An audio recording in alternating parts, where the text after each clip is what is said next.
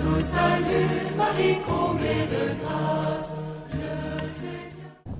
Jamais un couple comme Marie et Joseph, fiancés, n'a vécu à tel point la crainte de Dieu, frémir devant Dieu le Très-Haut et dire « Seigneur, nous ne sommes pas dignes de te recevoir » et nous nous engageons tous les deux dans une relation pour Dieu, où Dieu est choisi en premier, et comme nous ne sommes pas dignes, nous n'aurons pas de relation. Nous serons dans la virginité. Il y en a qui disent « Oh, c'est quoi cette histoire-là » Attention, Qumran, les recherches actuelles, nous savons qu'il y avait des courants, on appelle ça des courants nazaréens, où des hommes se consacrent à Dieu, vivant déjà de ce qu'on appelle aujourd'hui la vie consacrée, la vie religieuse. Pauvreté, chasteté, obéissance. Et ils ont cet appel unique à cause de leur humilité. Parce qu'en fait, ils savent que leur désir est plus important que celui d'être choisi. Vouloir et penser, imaginer un instant qu'il pourrait être choisi, et pourquoi pas, puisque Joseph est fils de David, ce serait quelque part manquer à la modestie, ne plus s'effacer. Or l'amour, quand il est rempli de celui qui le comble, veut s'effacer de plus en plus. Donc Marie et Joseph s'effacent. Mais Dieu, il bouleverse le programme, il lui dit « Non, non, voici que tu vas concevoir et enfanter un fils. » Alors là, ça déménage pour Marie. À la fois, Marie est dans la joie, et en même temps, elle est surprise, elle est troublée parce que Dieu est fidèle. Comment Dieu pourrait-il avoir travaillé mon cœur avec Joseph, qu'il a choisi entre, je ne dis pas 100 000, mais 1 million d'êtres humains, capables de comprendre cet engagement de la virginité et en même temps de nous confier le Messie. Mais c'est quoi cette histoire-là ? Alors évidemment, il n'y a que l'Esprit Saint qui est le grand acteur de la création de cet homme dans le sein de la Vierge Marie. Dieu va respecter le choix de Marie. Et oui, je suis vierge, j'ai pris un engagement, ça tient. Et ça tient pour Dieu aussi. T'inquiète pas, je m'occupe de tout. L'Esprit Saint te prendra sous son ombre. Et Marie va se taire. Elle qui avait renoncé à recevoir le fruit de l'arbre. Vous avez compris le lien avec la Genèse maintenant ? Parce que le fruit de l'arbre qui devait être reçu un jour annonçait Jésus lui-même. Marie est l'arbre de vie. Elle ne le sait pas, mais elle le découvre maintenant. Et ce fruit qu'il ne fallait pas manger, qu'il ne fallait pas consommer, c'est un fruit symbolique, c'est une métaphore, c'est un don immense que Dieu prépare à l'humanité. Et c'est ce Fils qui va se donner en nourriture.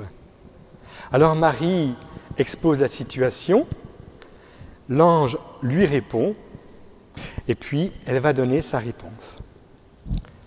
Mais attention, Joseph, qu'est-ce qui devient Joseph ? Aïe, aïe, aïe, notre pauvre Joseph. Eh bien Joseph, c'est quelqu'un qui, en lien avec Marie, a décidé, on peut dire que à la suite d'Adam et Ève, Marie et Joseph sont dans une obéissance totale à Dieu. Et Joseph, qui a fait alliance avec le Seigneur, veut respecter l'alliance. Aucun iota de cette loi ne bougera dans son cœur. Et Jésus l'a dit, il sera considéré grand dans le royaume des cieux, le plus grand, puisqu'il a décidé avec Dieu cet engagement par humilité. Seigneur, nous ne sommes pas dignes de te recevoir. Joseph se trouve en face d'une situation ingérable. Pourquoi ? Parce que Marie est dans la joie, Marie est dans la paix, elle est envahie par l'Esprit Saint. Vous connaissez les fruits de l'Esprit, la paix, la joie. Une femme qui aurait vécu un drame, une infidélité ou une violence, on peut dire, vous croyez qu'elle rayonnerait la paix et la joie ? On a eu le témoignage de Tom Pouce tout à l'heure. J'imagine que celle qui a accueilli ces femmes avec un enfant à naître, elle ne se trouve pas avec des gens qui ont un sourire comme ça, une paix, une joie, et puis on claque des doigts. Pour Marie, c'était le cas, elle n'a pas claqué des doigts parce qu'elle est humble, mais une paix, une joie, une plénitude en elle. Et Joseph est témoin de cela.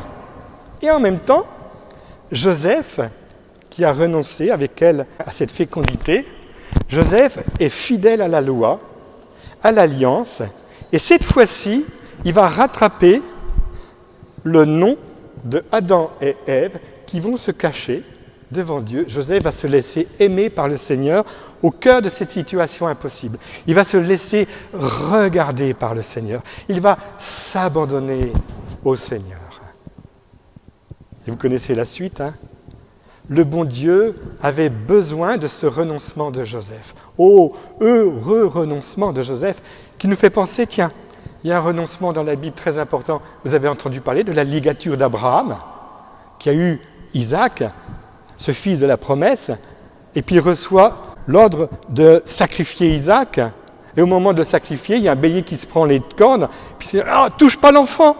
J'ai vu que tu m'as pas renoncé ton fils. » Il prend à la place le bélier et lui redonne Isaac. Eh bien, la Vierge Marie, c'est le plus gros sacrifice de Joseph, fidèle à l'alliance avec Dieu. Normalement, il aurait dû la répudier. C'est dit dans le texte. Hein. Et il est dans la contradiction totale, parce que comment répudier quelqu'un qui ne l'a pas vraiment trahi? Il ne comprend rien à la situation. Il va faire le plus grand sacrifice, c'est de renoncer secrètement à Marie. C'est quelque chose qui touche l'intime du cœur de Joseph. Renoncer à ce qu'il a de plus cher. Oh Joseph, tu es béni d'avoir refusé. Tu es béni d'avoir renoncé à Marie. Pourquoi? Parce que Marie va t'être donnée autrement. Et Jésus va être donné par Marie pour être son père adopté. Jésus pourra lui dire « Papa, je t'aime ». Est-ce que vous imaginez d'un renoncement immense qu'il avait de plus grand, de plus beau? Joseph va passer à une bénédiction de recevoir à nouveau Marie de Dieu en respectant leur engagement dans la chasteté, dans la virginité, tout à fait. Parce que Dieu est fidèle en ses promesses, il a donné la grâce de l'appel, il donne la grâce de la réponse à cet appel. Je peux vous dire que ça nous parle à nous les religieux, les prêtres consacrés. Et en même temps, une fécondité. Marie est confiée à Joseph et l'enfant est confié avec la mère à Joseph. Et ils vont vivre ensemble une aventure étonnante. Joseph, qui dit « Je ne suis pas digne de te recevoir », et avec Marie, nous ne sommes pas dignes de te recevoir. Vous savez qu'à chaque Eucharistie, au moment de la communion, nous ne pouvons pas dire cette parole sans avoir en arrière-fond de notre cœur les renoncements de Marie et de Joseph. On ne la ramène pas quand on communie, on n'est vraiment pas digne, mais Dieu se donne. La joie de Dieu, c'est d'aller là où il y a plus de ténèbres, là où il y a plus besoin du médecin, là où il y a plus besoin de guérison de l'âme. Donc l'Eucharistie, c'est vraiment le grand cadeau. Dieu ne veut faire qu'un avec nous. Il veut entrer à nous, il ne veut pas être à côté de nous, il veut être en nous, avec nous, pour offrir sa réponse au Père. Donc Joseph va accueillir Marie, il va y avoir l'aventure, la grande aventure de l'annonce faite au berger, la naissance à Bethléem, et immédiatement, ce drame terrible, à cause de Jésus, à cause de cet enfant, il va falloir prendre la fuite, et il y aura tant d'enfants qui seront martyrisés, les saints innocents. C'est déjà une prophétie de ce que le Christ va vivre plus tard. Plus tard, il sera sur la croix. Le bois de la crèche va être transformé par le bois de la croix. Et le Christ, à cause de son témoignage, va entraîner avec lui une multitude. À cause de quoi? Pourquoi ils sont martyrisés, les chrétiens, aujourd'hui comme hier, hein? Pourquoi? Benoît XVI, dans un très bel enseignement, nous le dit. Parce que le grand problème, comme au temps de Jésus, hein, à Bethléem, mais là c'est plus grave encore, hein, parce que le roi Hérode ne savait pas que Jésus était le Fils de Dieu. Il savait qu'il était roi. Le grand problème, c'est qu'on ne peut pas accueillir le don de l'arbre, ce fruit, comme étant véritablement notre nourriture de divinisation. Nous sommes appelés à devenir Dieu avec Jésus. Et Jésus est le Fils de Dieu. Ainsi, Benoît XVI nous dit que la grande question fondamentale en cette fin de millénaire, et puis du début du 3e millénaire, c'est la question de la divinité du Christ. C'est ça la difficulté. Jésus est Fils de Dieu. Il est le Verbe de Dieu. Benoît XVI l'a dit avec une précision. Et le nœud du problème aujourd'hui, dans nos relations avec les religions non chrétiennes, ce qu'on appelle religion, en tout cas les croyances non chrétiennes, c'est d'affirmer que Jésus est vraiment Dieu. Il est Dieu, né de Dieu, lumière, née de la lumière. Et Saint Jean nous dit, avec lui, nous recevons grâce sur grâce. Écoutez, si on imaginait, on n'aurait jamais pu penser cela. Saint Paul le dit, c'est inimaginable, c'est impensable notre destinée. Dieu est capable de faire alliance avec nous si on consent à se laisser aimer, eh bien Dieu va nous bénir. Et en Marie, il a trouvé la solution. Marie présente à Dieu tous les hommes dans leurs besoins.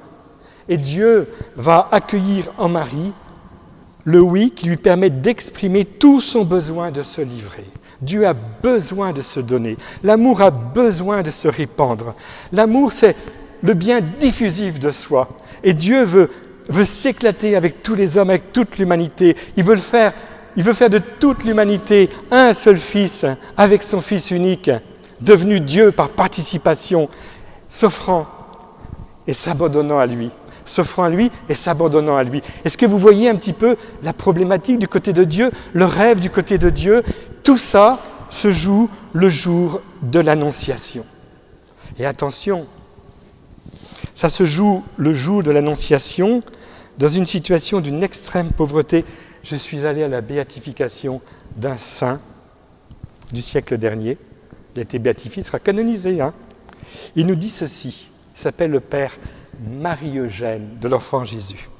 La sainteté, c'est la force de Dieu, la faiblesse de l'homme. Écoutez bien, la sainteté, kadosh, à part, être ajusté à Dieu, c'est quoi?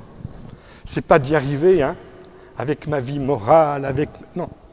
La sainteté, c'est la force de Dieu et la faiblesse de l'homme.